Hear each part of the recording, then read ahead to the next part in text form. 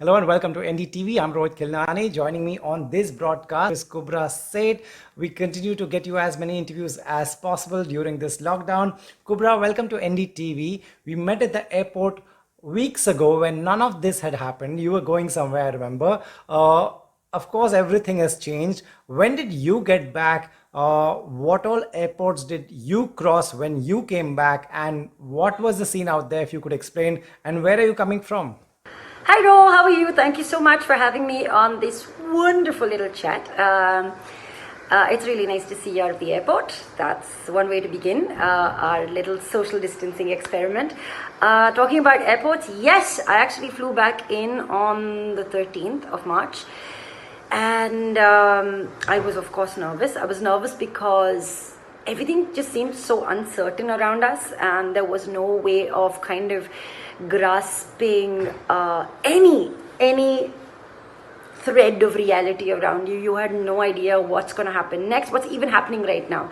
So yes, it was a bit unnerving in that sense, but I think I was most nervous about passing through the 3 checkpoints. I was flying in from Ireland via Heathrow, via Dubai, and all these airports are extreme traffic in terms of transit, and they're like really the epicenters of people traveling all over the world. And that is, I think, one thing that got me kind of anxious and thinking about whether I would be actually allowed to come home, whether I would be quarantined there. If I actually get home, would I be quarantined at home?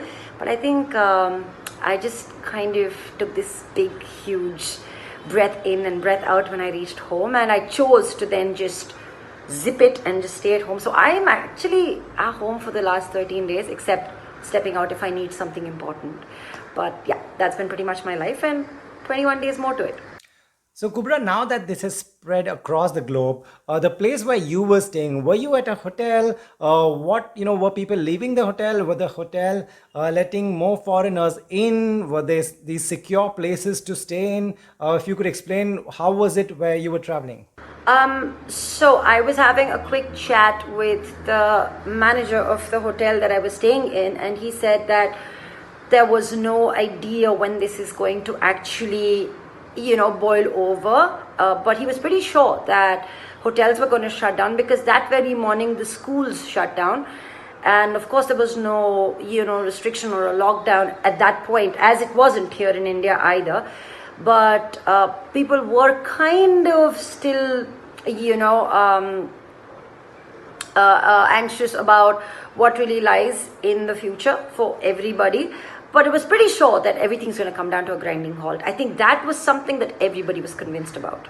India's Prime Minister took a very important step of shutting down everything in the entire country. What was your first reaction when you heard that? The whole world was actually shutting down, and it made me wonder. It was making me curious as to why we weren't shutting down and why people were, on the roads doing whatever they were doing. But I guess I felt a surge of relief when the Prime Minister announced that India is going to go through a lockdown period of 21 days. It almost calmed me and eased me down because I felt we were working one step towards flattening the curve, and I think the longer we can delay this, we are going to reduce the massacre, and that is exactly what we need to look at. I mean, we cannot at this point have a healthcare system crippled. That is going to be devastating for everybody across the board. So I think this lockdown period is super serious, and everyone should actually take care of themselves as they would take care of their community. This is the time to do it. Kubbra, after the Prime Minister's speech, there was panic. People went out to grocery stores to buy stuff, to hoard stuff, because naturally they were scared that, for 21 days they don't have enough supplies. Tell me, what was your reaction when you heard that? He kept saying that don't panic and stay inside your house. Also, are you satisfied with what the Maharashtra government is doing, what our Chief Minister Uddhav Thackeray has announced? Are you satisfied with all that our political leaders are saying? Am I satisfied with the Prime Minister's, speech on us receiving our essentials and supplies, and we shouldn't panic? I'd like to be a bit of, the devil's advocate here. I wish he had listed down a procedure in order to just calm the entire nation down, because you can't just tell people that we're shutting down and don't panic. I mean, that itself calls for panic.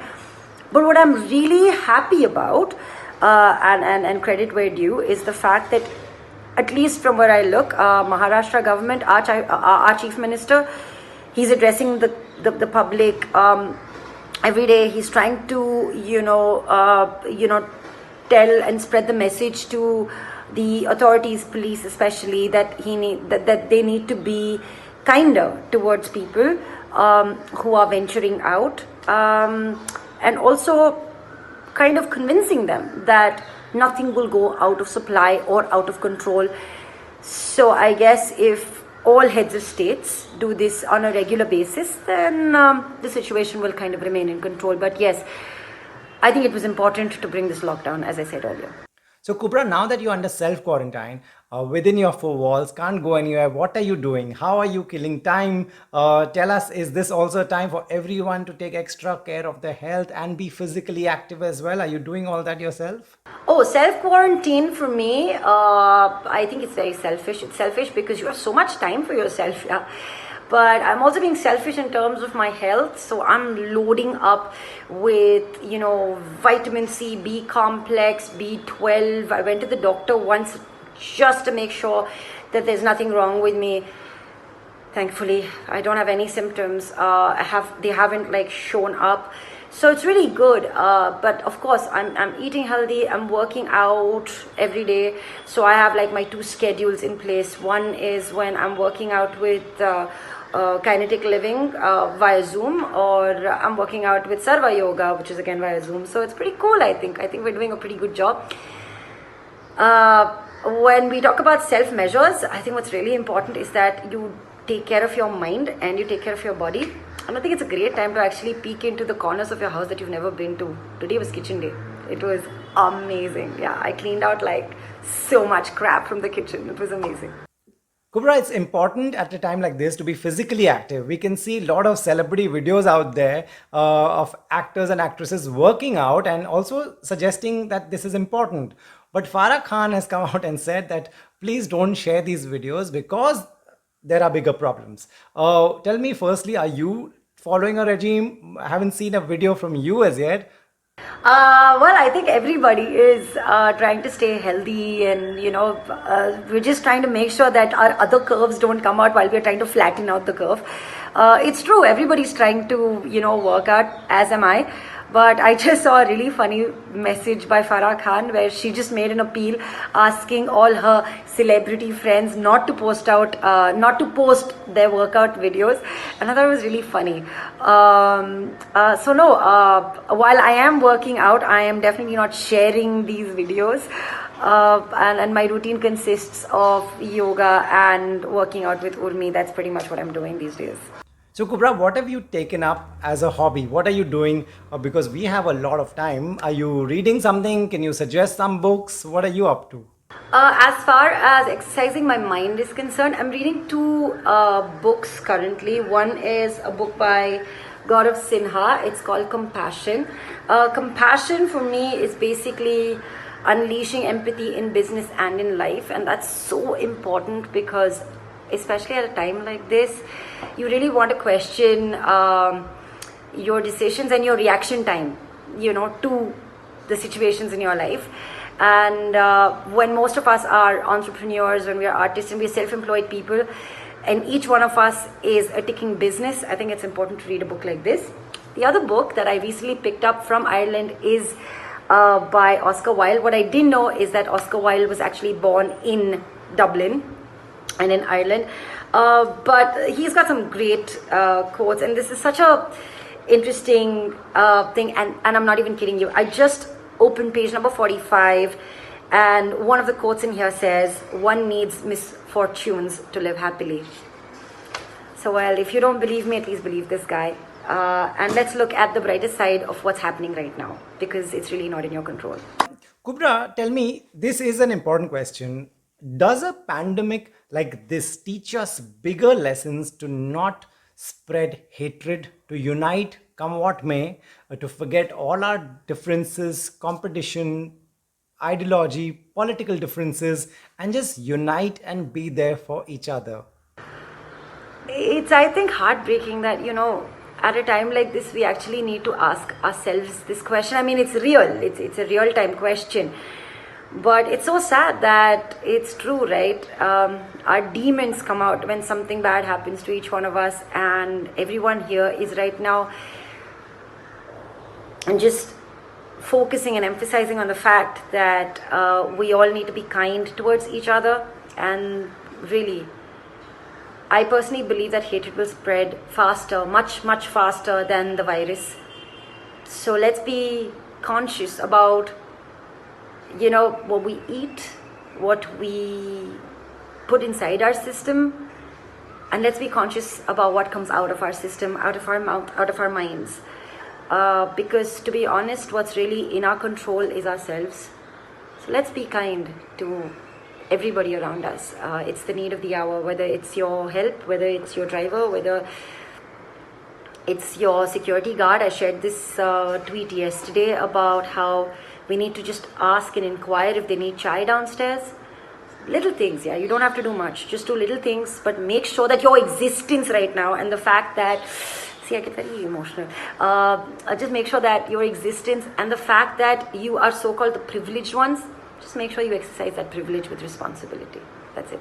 Kubbra, before we wrap this, do you want to say anything to all those who are still working under these circumstances? Doctors, nurses, hospital staff, some government departments. A lot of people are out there, essential services staff in different fields that is allowed by the government to function. What do you want to tell them?